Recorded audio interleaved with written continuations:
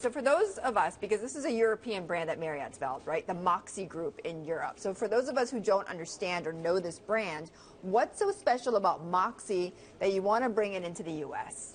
Well, Moxy is basically for the millennials, mobile, travelers, hip, young, happening.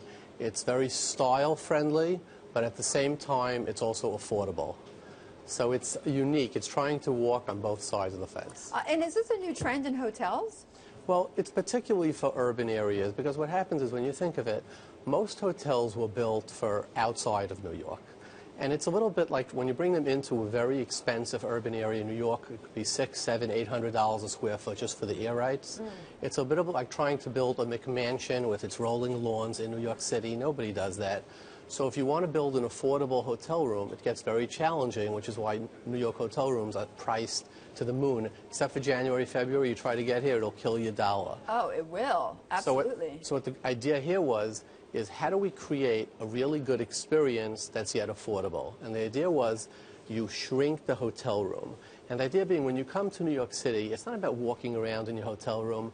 You really want to get out. You want to go to By the way, but are people acceptable of, I mean, I feel like when you come to New York, you accept the fact that your room is going to be really small, right? Yeah, I think small is relative. Let's face it. When you're in a flying first class, if they give you 6 inches on either side, you feel, wow, like a zillionaire. So size is really, you know, it depends on which. But when you're in New York City, you want to see Times Square, you want to walk Fifth Avenue, you want to go to the Village. So the idea is get out of your room. You want a great bed, a fantastic shower, lots of water.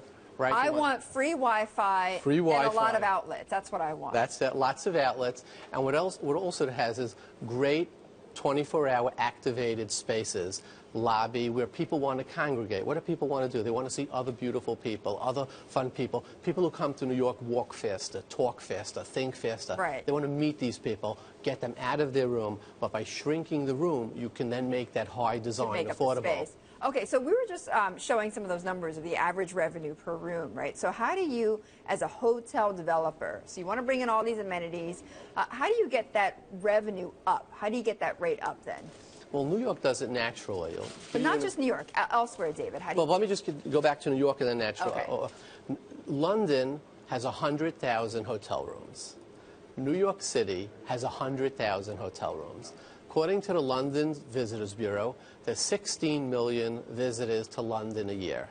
New York City, 56 million visitors a year. Wow. So New York City is, if you can build it, they will come. Okay, got it. Okay, so it's a no-brainer, right?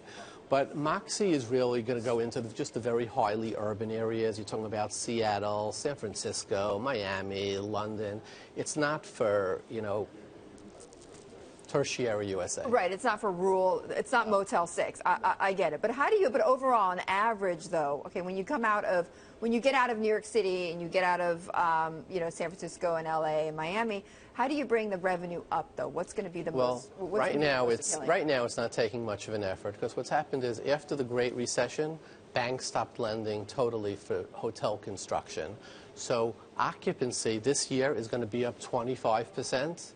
Construction, new supply, 5%. Doesn't take a genius to realize 25% increase in occupancy, 5% increase in construction, there's going to be a gap there. So that is driving room rate. In fact, occupancy today in the hotel industry across the United States is at 65%, which is the highest it's ever been since the hotel index has been put in place over 30 years. Okay, well, it sounds like we are certainly traveling more, and it sounds like we're staying in more places. Forget about Airbnb. You still want to stay in a hotel room. David, thank you so much for joining us this morning. David Lichtenstein, the CEO of Lightstone Group.